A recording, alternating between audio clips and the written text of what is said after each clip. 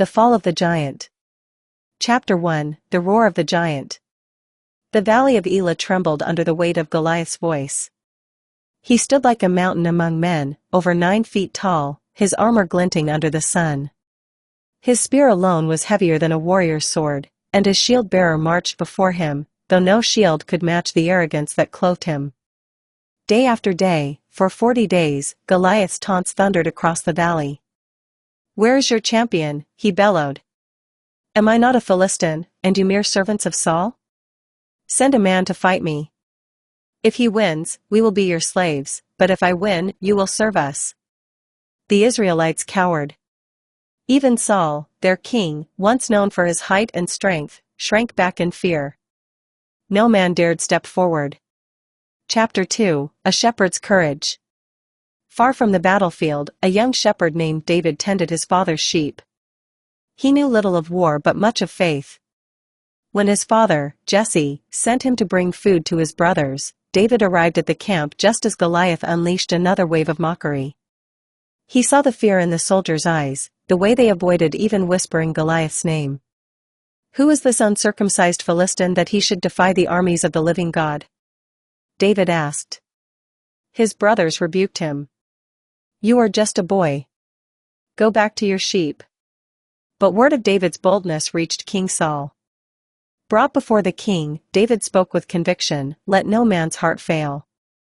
I will fight this Philistine." Saul hesitated, then offered his own armor, but when David tried it on, it weighed him down. "I cannot fight in these," he said, removing the heavy metal. Instead, he walked to a nearby brook, gathering 5 smooth stones, tucking them into his pouch.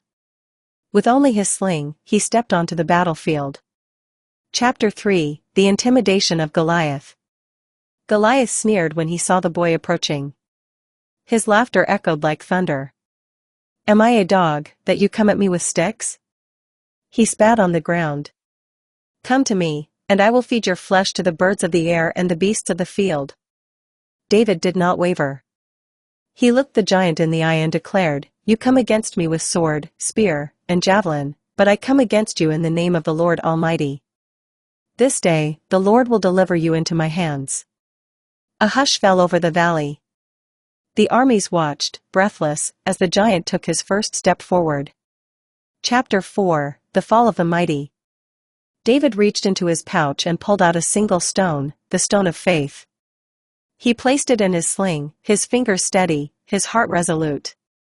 Goliath charged, his heavy footsteps shaking the earth. But David did not run.